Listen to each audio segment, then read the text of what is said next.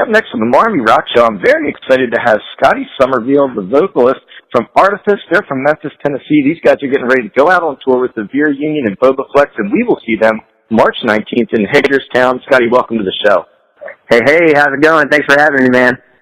Oh, man, it's my pleasure. I'm excited to have you on the show, man. You guys have blown up as a band this year, and I saw a post that one of you put up, I guess yesterday, that said it was a year ago that Inhuman, when you started recording in the studio. So did you have any idea when you started recording Inhuman a year ago what was going to happen to this band this year?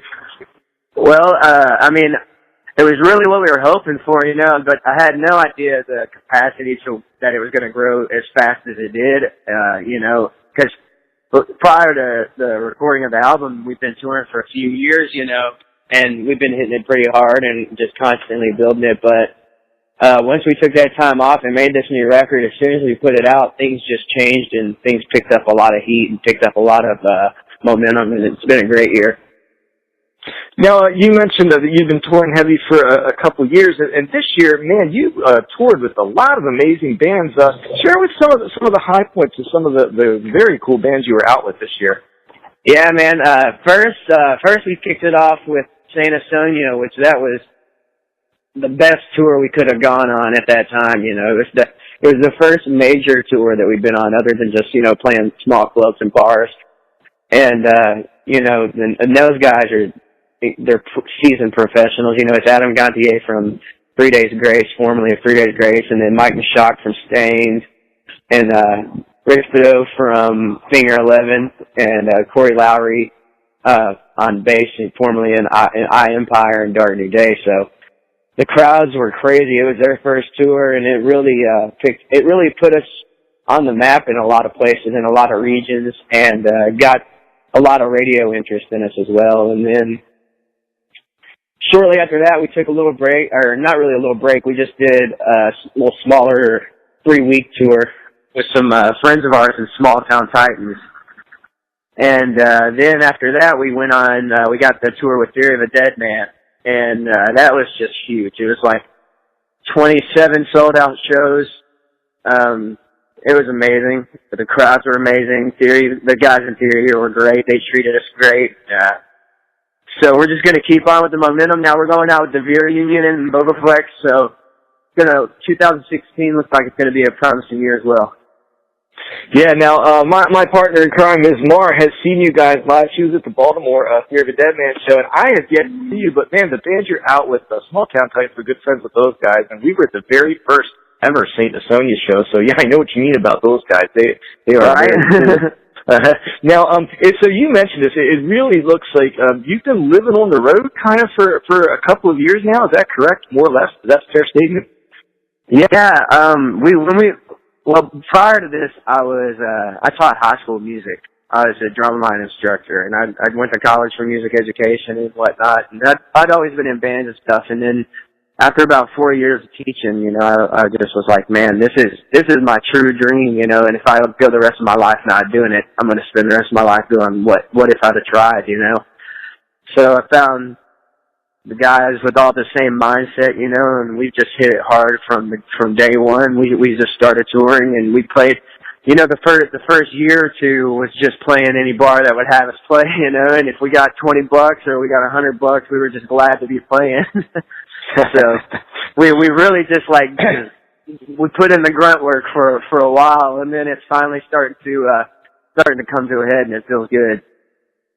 So I saw when I was kind of looking around your Facebook page, you guys picked up a kind of a unique beer company sponsorship, it looks like.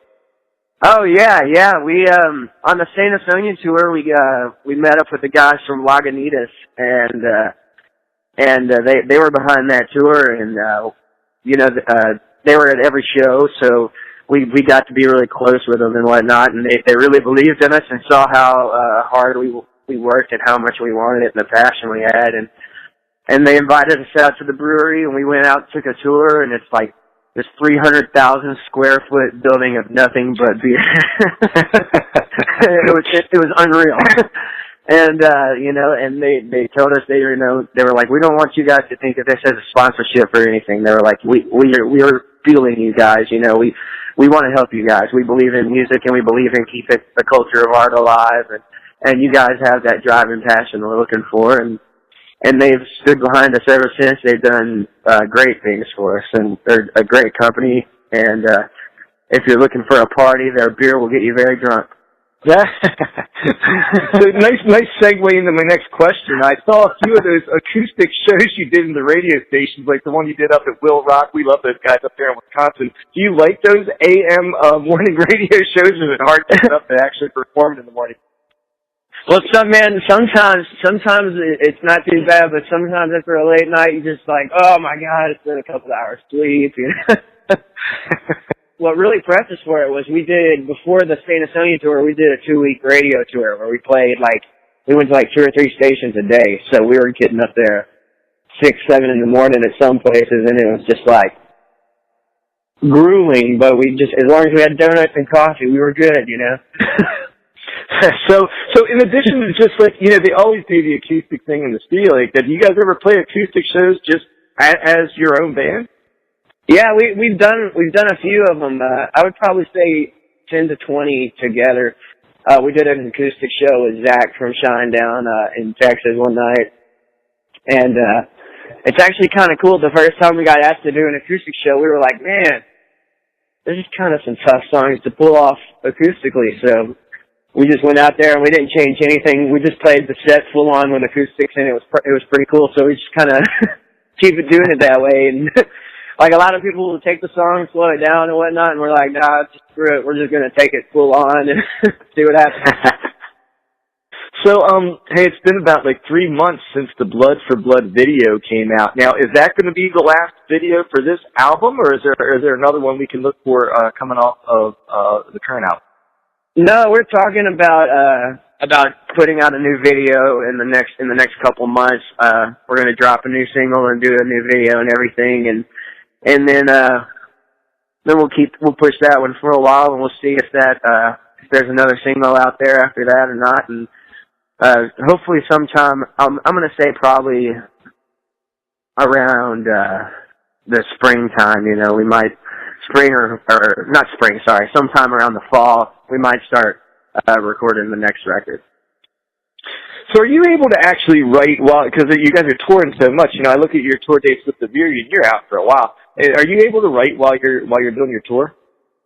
Yeah, we do. We do a lot of just sometimes during sound check. You know, we'll get together and go through things, and then I know we all just like will sing ideas into our phones or whatnot. And then if we got a day where we can all get together and jam, we'll just all spit it out. Like with Inhuman for that record, because we were still touring a lot before then, and we just decided, we were like, all right, let's take a break, write and record this record. And we just shoved ourselves in a room for 2 weeks and wrote the record. And it was really fun that way, because this was the first time recording with the new lineup, and when we got in there to write the stuff, you know, usually in the past, Cody and I were used to writing everything and like showing everybody their parts kind of stuff, and we took a new approach with this record, and we were just like, you know, we feel comfortable and trust all the other members of this band completely to handle their parts. So we just got in a room and jammed, and everybody threw their ideas out there, and we came out with a pretty great record, I feel like. So you've been out in the last year. I don't exactly know how to ask this question, but I'll do my best. You've been out, you know, with Theory of the Dead Man and Pop Evil and St. Asonia, and all those shows that you were doing, you know, a lot of people were getting to know you, and it was, you know, their fans. Are you at the point now, and are you looking forward to a year where you're going to be playing shows and, like, your people are there now, your diehards? Yeah, absolutely, because we gained some really diehard fans on those tours, because especially the St. Asonia tour, we gained a lot of diehard fans because we were direct support, and we put on a great show, you know, so we gained a lot of fans. But even more so on the Theory tour, you know, we had the opening slot. So a lot of times we'd come out there, and a lot of people would tell us to be like, man, we really kind of always expect the opening band to kind of suck. and they were like, you guys just came out here and destroyed it. So we gained a lot of fans that way, and we gained a ton of fans this summer, and then we did a small run after the Theory tour. We did a run with a band called MARR and Crash Karma from Germany, and and we had a lot of return fans from those tours, so it was really good. And I know on this Veer Union tour, we're going to be hitting a lot of the same cities that we did with those bigger bands this past year. So I think we're going to have some really good returns. Hey, so working my way, as I listened a little more closely for this interview to Inhuman, in a way, it seems like there's like kind of a lot of pain in a lot of those lyrics, and like a little bit dark in some of the themes. Is it in any way reflective of like what goes on with the band struggling to make it with their first full record, or is it more about life? I think a lot of it comes from different places, and then there's a big theme on the record of overcoming the hurt and overcoming the pain, and overcoming those things. And we've all gone through our trials and tribulations in our lives, and we just use that towards writing. And I try to send that out in a positive message to where people feel like they can overcome anything, they can do anything they want.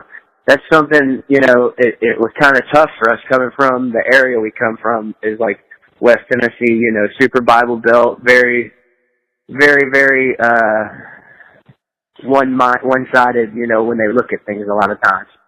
And, starting a rock band out here and trying to make it, people are like, you gotta go get a job and do this and start a family, that's what you're supposed to do. And you guys are never gonna make it. There's a million other bands. And we just used that as fuel, and we used it to drive us even further. And even so, a greater message is for, there's so many people out there that have these dreams and these ambitions. And when they're, I guess, when a lot of times when you graduate high school, the real world hits you.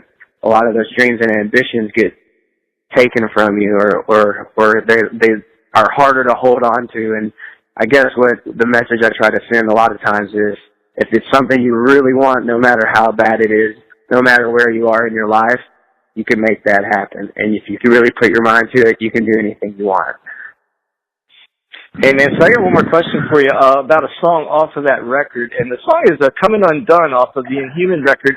There's some dialogue in that song with somebody talking. Who is that talking, and what is kind of the message behind the dialogue in there? Yeah, it's Kennedy, it's President Kennedy giving a speech, and the whole message with the whole song is kind of relates to the dialogue that it's talking about where media kind of makes people view things a certain way, or are told to live a certain way, and it's more about just standing up for yourself and saying, this is how I feel, this is how I want to live, and I'm not gonna be part of that. I'm not gonna let you make me think that way, basically. Because there's a lot of hate, and there's a lot of racism and everything like that going on these days, and people, killing each other for just ridiculous reasons, and a lot of it is just even blown up and even thrown more in your face when the media wants you to feel that way, and it forces people to do some pretty outrageous things sometimes, and it's more about just not letting the media just push you into what you need to be thinking.